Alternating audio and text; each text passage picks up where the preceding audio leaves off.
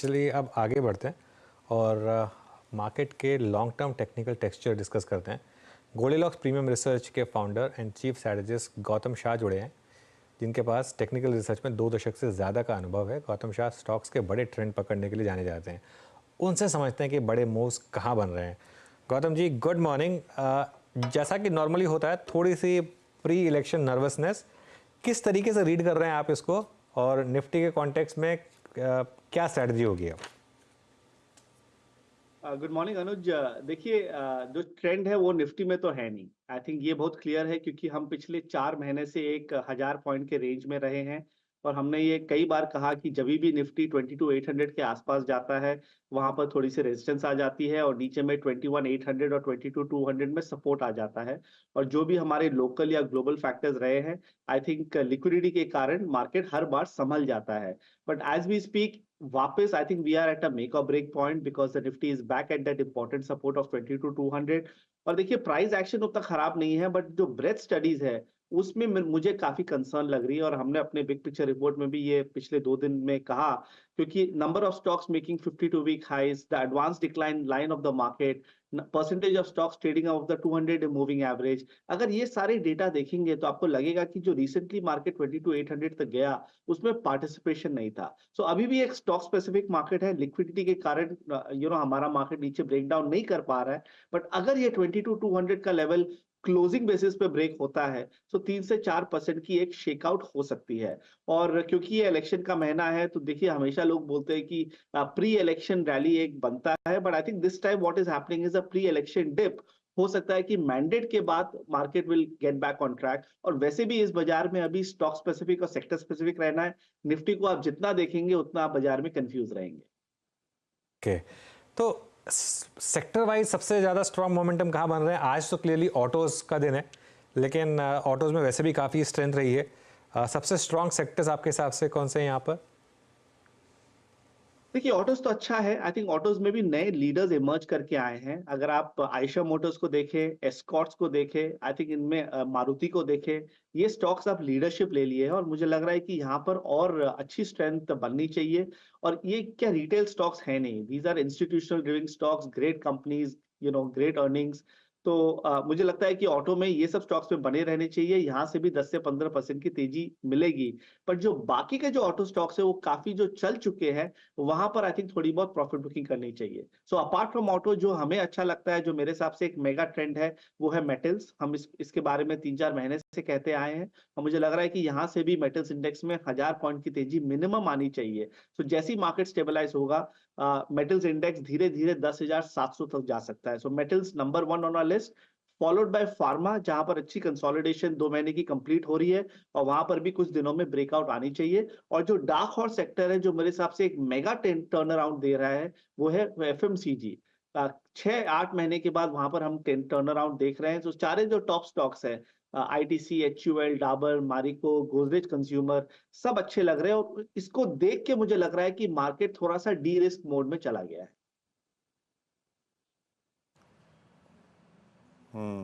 Okay, तो गौतम जी की metals अभी भी सबसे strong, I think followed by pharma pick है। और मेटल्स पे पिछली बार भी आपका एग्जैक्टली यही व्यू था। पर गौतम, इस बार बैंक निफ्टी की स्थिति आपको कैसी लग रही है? आई मीन, ये 3 महीने ऐसे गुजरे जिसमें अब आपके 3 बड़े banks, look at IndusInd bank below 200 day exponential moving average, HDFC bank below 200 day exponential moving average, IndusInd bank below 200 day exponential moving average. सिर्फ अभी तक हमको एक आईसीआईसीआई बैंक और स्टेट बैंक ऑफ इंडिया बचा के चल रहे हैं और रख रहे हैं। निफ्टी बैंक के ऊपर आपका व्यू, और स्पेशली इन 2-3 दिग्गज प्राइवेट बैंक्स पर आपका व्यू, जो कि 200 मार्क के नीचे ट्रेड कर रहे हैं इस वक्त। कि बैंक निफ्टी पिछले 2-3 महीनों में काफी वॉलेटाइल रहा है, क्योंकि ये जो 3-4 स्टॉक आपने कहा, आई थिंक ये जो करते हैं इसके कारण बैंक निफ्टी पे बहुत बड़ी बेयरिंग आ जाती है। और बैंक निफ्टी का हमारा 50,000 का एक वर्किंग टारगेट था, वहां तक बैंक निफ्टी गया और वहां से वो वापस करेक्शन आ गई है। और अगर ये 47,700 का लेवल अगर ब्रेक करता है तो और 3-4% की फॉल बैंक निफ्टी में आ सकती है। और जैसे आपने राइटली कहा, आई थिंक सिर्फ 2 स्टॉक पूरे बैंक निफ्टी को बचा के रखे हैं, वो है आईसीआईसीआई बैंक और एसबीआई। और जैसे आपको मालूम होगा ये दो हमारे फेवरेट्स हैं, हम इसको 2 साल से प्ले कर रहे हैं, ICICI bank in the private banking space और SBI in the PSU banking space. और मुझे लगता है कि ये दोनों बैंक अगले 6-8 महीने में काफी अच्छा करेंगे। तो इस मार्केट फॉल में ये दोनों बैंकों में खरीदारी करनी चाहिए। बाकी सारे जो टॉप बैंक्स है, चाहे वो एचडीएफसी हो या कोटक बैंक हो, एक्सिस, इंडसइंड, मुझे तो अच्छा सेटअप लगता नहीं है। और अगर बाजार में थोड़ी बहुत और वीकनेस आती है तो ये सब प्रेशर में रहेंगे। सो बैंक निफ्टी में कोई ट्रेंड है नहीं, ज्यादा ऊपर या ज्यादा नीचे मत देखिए, सिर्फ आईसीआईसीआई बैंक और एसबीआई में बने रहिए। जी हाँ, क्लियर थॉट्स जहाँ पर हैं वहीं पर रहिए। अच्छा गौतम जी, आज से 2 रोज पहले एफएमसीजी में एक बड़ा स्पाइक आया था और इस स्पीस के 3 oversold stocks, I mean HUL, Marico और डाबर ने एक स्पाइक जनरेट किया। हालांकि उस दिन पूरा सेक्टर काफ़ी अच्छा कर रहा था। मीडियम टर्म पर्सपेक्टिव से और स्पेशली मॉनसून पे फोकस करते हुए, और आई थिंक अगले क्वार्टर के पहले नंबर से पहले अगर मुझे एफएमसीजी में कुछ पिक करना हो तो क्या पिक करना चाहिए इस वक्त? देखिए, अगर आपको एफएमसीजी में कुछ पिक करना है तो कंजर्वेटिवली तो आईटीसी बेस्ट पिक है, क्योंकि आईटीसी 6 महीने के कंसोलिडेशन से निकल रहा है और डाउनसाइड यहाँ पर कम लगती है। Upside is could be substantial. In fact यहाँ से मुझे 100 रुपए की अपसाइड आईटीसी में दिखती है और डाउनसाइड में समझे 20 से 30 रुपए का डाउनसाइड है, क्योंकि 400 रुपए का अच्छा बेस है। एफएमसीजी सेक्टर पिछले 6 महीने से करेक्शन मोड में रहा है। लास्ट 2 दिन में इसमें एक ब्रेकआउट दिख रहा है और लग रहा है कि इसमें रिलेटिव स्ट्रेंथ वापस आ रही है। सो ये सब स्टॉक्स अगेन समझे हुए कंपनीज है, अच्छे कंपनीज है, क्वालिटी कंपनीज है, अच्छे अर्निंग्स है। ये सबको आप ज्यादा दिन तक नीचे नहीं रख सकते हैं। और अभी क्योंकि मार्केट थोड़ा सा डी रिस्क मोड में चला गया है, मार्केट थोड़े से नेगेटिव बीटा या लो बीटा स्टॉक्स में जा रहा है, उसके कारण मुझे लग रहा है कि एफएमसीजी अच्छा करेगा। और हमारा वर्किंग टारगेट एफएमसीजी इंडेक्स में 58,000 टू 58,500 का है। So ITC, Godrej consumer, Marico, Dabur, apart from HUL, ये जो बाकी के जो 4 स्टॉक्स है हमें अच्छे लगते हैं और यहाँ पर पोर्टफोलियो में इसको ऐड करनी चाहिए। बिल्कुल। अच्छा गौतम जी, 2 स्टॉक्स जो इंडियन मार्केट में बहुत बड़े वेल्थ क्रिएटर्स रहे हैं, लेकिन दोनों में अब ऑफ लेट थोड़ा सा हमने कंसोलिडेशन या करेक्शन देखा है। एक तो है एचडीएफसी बैंक और दूसरा है रिलायंस। हालांकि रिलायंस के लिए थोड़ा सा बहुत ही शॉर्ट टर्म के चार्ट देखकर मैं व्यू ले रहा हूँ, लेकिन इन दोनों स्टॉक्स पर अब आपका क्या व्यू है? Anuj, one thing is very clear कि the market has got into value mode and not in growth mode. देखिए, जब कोविड से जब रैली चालू हुई थी 7,500 के लेवल से मार्च 2020 में, तब पहले 2 साल में मार्केट एक ग्रोथ मोड में था। तो सारे जो ग्रोथ स्टॉक्स थे वो अच्छे कर रहे थे। पर पिछले अगर आप 2 साल में देखें तो मार्केट डेफिनेटली वैल्यू मोड में चला गया। और जिस तरह से पीएसयू बैंक्स में, PSU overall as a sector में जिस तरह की स्ट्रेंथ आई है, वो बहुत क्लियर है कि जो हाई पी स्टॉक्स है जो 30 के ऊपर चल रहे हैं उनमें इतनी बड़ी स्ट्रेंथ नहीं है, बट जो लो पी स्टॉक्स है उसमें बड़ी स्ट्रेंथ है। सो ये मैं एग्जांपल इसीलिए दे रहा हूं कि एचडीएफसी या बजाज फाइनेंस या एशियन पेंट्स या रिलायंस के बारे में जब बात करते हैं तो अंडर परफॉर्मेंस अभी जारी है।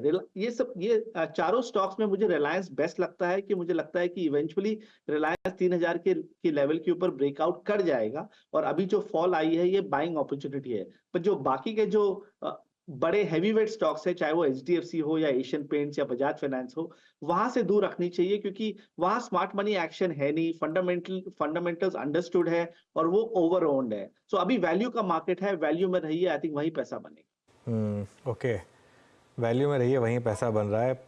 वैल्यू एक सेक्टर में है आईटी, लेकिन यहाँ पर नंबर्स अच्छे नहीं आ रहे हैं, यहाँ पे क्या करें? नहीं, देखिए, आईटी में अगर आप मिड कैप आईटी देखें तो देर ऑल वेरी रिचली वैल्यू। तो मुझे लगता नहीं है कि वहां पर एक बहुत बड़ी ग्रोथ स्टोरी। मैं लार्ज कैप की बात कर रहा था, मुझे क्लैरिफाई कर देना चाहिए था। सॉरी, मैं लार्ज कैप की बात कर रहा था। लार्ज कैप आईटी, हाँ correct, you are absolutely right. So mid cap IT expensive है, but large cap IT expensive नहीं है।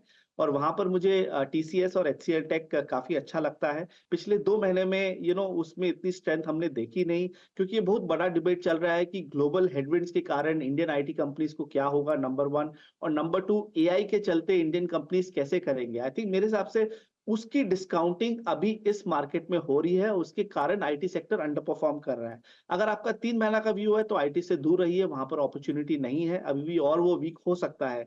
बट अगर आपका 12 से 18 महीने का व्यू है तो आईटी टीसीएस, HCL टेक और टेक महिंद्रा हमें अच्छी लगती है और वहां पर अच्छी स्ट्रेंथ बननी चाहिए। जहाँ इस बीच गौतम जी जिस लेवल का जिक्र कर रहे थे, सुबह बात कर रहे थे 50 डे मार्केट ट्रैजेक्टरी 2200 फाइनली बहुत ही, आप देखें बड़े फोर्स के साथ निफ्टी वायलेट करता हुआ इट्स 22165 और बैंक निफ्टी भी इस दौरान 48,000 के जोन के, ऑल्दो कल का लो बैंक निफ्टी में भी डिफेंड हुआ है, बट निफ्टी 40 पॉइंट क्रैक हो चुका है उस जोन से। अच्छा गौतम जी, एक स्टॉक जिस पे बहुत बात हुई है बीते एक महीने में, आई मीन टेक्निकली तो खैर मैं से बहुत एक स्ट्रॉन्ग स्टॉक नहीं मानता, बट वोडाफोन आइडिया पे आई मीन हमारे पास भी सबसे ज़्यादा प्रश्न आते हैं। ये चार्ट क्या कह रहा है, भले ही आपके पोर्टफोलियो में या फिर आप लोगों ने कोई सेंस बनाया हो या बनाया हो, लेकिन ये चार्ट क्या रहा है 12 रुपये 80 पैसे के भाव पे? देखिए गोल्डीलॉक्स में हम एकदम टॉप क्वालिटी स्टॉक्स में रहते हैं, तो एज सच हमारा कोई वोडाफोन पे व्यू है नहीं। इनफैक्ट हमारा व्यू ये है कि ये सब शेयरों से अभी एक बार दूर रहनी चाहिए। आप इसी को कंपेयर कीजिए भारती एयरटेल के साथ। आप देखिए पिछले 2 सालों में भारती ने क्या किया। It has been one of the best performing large cap stocks in the market. तो जब एक लार्ज कैप स्टॉक आपको मिड कैप रिटर्न दे सकता है, तो आप वोडाफोन जैसे शेयरों में क्यों काम करें। मैं ये नहीं बोलता हूँ कि वो खराब शेयर है या खराब कंपनी है, मैं बस यही बोल रहा हूँ कि रिस्क ये सब शेयरों में काफी रहती है। और अभी जिस तरह का मार्केट सेटअप है, जिस तरह का मिड कैप्स और स्मॉल कैप्स में एक ओवरबॉट ट्रेडिंग आ गया है, ये सब शेयर से थोड़े से दूर रहने चाहिए, क्योंकि अगर बाजार और गिरा, जो पॉसिबल है, तो वोडाफोन जैसे शेयर थोड़े से वीक हो सकते हैं। तो अभी के मार्केट में सेफ स्टॉक्स में रहिए, लो बीटा स्टॉक्स में रहिए। आई थिंक आपका पोर्टफोलियो सेफ रहेगा, क्योंकि अभी से लेकर जून 4 तक ये मार्केट वॉलेटाइल रहेगा। ज्यादा ऊपर भी नहीं जाएगा, ज्यादा नीचे भी नहीं जाएगा, आपको कंफ्यूज करेगा। तो इसीलिए आपको मेटल्स, FMCG और फार्मा में रहना। ओके अच्छा गौतम जी, एक वो पिक्चर फिर ड्रॉ कीजिएगा। 22,200 के नीचे आपका प्रोजेक्शन क्या है अगर हम क्लोज देते हैं तो? हाँ देखिए, दैट्स एन इम्पोर्टेंट क्वेश्चन। अब जब हमने ये टीम के साथ डिस्कस किया, तो पहले तो ये व्यू आ रहा था कि हो सकता है कि बहुत बड़ा फॉल आ जाए, बट जिस तरह की लिक्विडिटी है और India's out performance in the world है, मुझे लगता है कि 3 से 5% की शेकआउट आ सकती है। सो अगर 22,200 के नीचे क्लोजिंग होता है, तो उसके नीचे फर्स्ट लेवल आ जाता है 21,850, और अगर वो ब्रेक करता है तो 21,000 के लिए हमें प्रिपेयर रहना पड़ेगा। But this is more of a short term problem. अगर आप medium term long term charts देखें, तो ट्रेंड इज इंटैक्ट। और ये जो 3-4-5% की जो शेकआउट की मैं बात कर रहा हूं, इसके बाद मार्केट चार्ट्स पे काफी हेल्दी हो जाएगा, and then we can resume the next trend up. So 21,200 closing basis पे इंपॉर्टेंट है। अगर वो गया तो मार्केट में एक बार वीकनेस आएगी। ओके, एक आखिरी सवाल, ग्लोबली मार्केट्स देखकर आपको क्या लग रहा है, क्या एक व्यू बन रहा है कि फॉर एग्जांपल चाइनीज मार्केट्स में एक बहुत शानदार मूव आना शुरू हुआ है, हैंगसेंग में, मेटल्स में एक अच्छा मूव आना शुरू हुआ है, क्या ये साल मेटल्स चाइना मतलब उनको बिलोंग कर सकता है? देखिए, ये शाल डेफिनेटली मेटल्स के लिए है। आई थिंक हम तो गोल्ड और सिल्वर में बहुत बड़े बोल रहे हैं ऑल अलोंग, और मुझे लगता है कि गोल्ड यहाँ से भी $2600 तक चला जाएगा, और सिल्वर $30 पार कर जाएगा। तो यहाँ पर मुझे गोल्ड और सिल्वर में यहाँ से भी 20% की तेजी लगती है, जो बेंचमार्क इंडिसेस दे नहीं पाएंगे। और अगर आप ग्लोबल मार्केट्स को देखें, तो यूएस मार्केट्स में थोड़ा सा एक रेंज में मूवमेंट आ गई है, बट अभी जो रियल मूवमेंट है ग्लोबल इक्विटीज में, वो सब एशियन मार्केट्स में है। चाइना और हांगकांग में इतना अच्छा कमबैक है। अगर आप यूरोपियन मार्केट्स में देखें, तो लंदन मार्केट लाइफ टाइम हाइस पे चल रहा है, जर्मनी अच्छा कर रहा है, फ्रांस अच्छा कर रहा है। तो यूरोप और एशिया में ज्यादा स्ट्रेंथ है, और यूएस आई थिंक एक थोड़ा सा एक बैक सीट पे चला गया है। तो वहां पर इतनी बड़ी तेजी अब बनेगी नहीं, क्योंकि वहां पर भी 5-7-10 स्टॉक ही पूरे बाजार को ऊपर ले जा रहे थे। वहां पर जब तक नई लीडरशिप नहीं आएगी, हम यूएस मार्केट्स में नई हाइस नहीं देखेंगे। ऑलराइट, बहुत बहुत शुक्रिया आज हमारे साथ जुड़ने के लिए गौतम जी।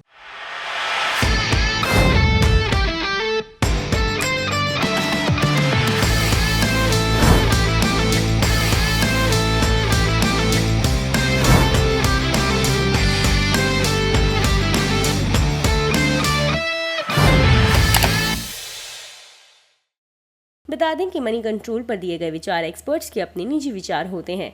वेबसाइट या मैनेजमेंट इसके लिए उत्तरदायी नहीं है। यूजर्स को मनी कंट्रोल की सलाह है कि कोई भी निवेश निर्णय लेने से पहले सर्टिफाइड एक्सपर्ट की सलाह लें।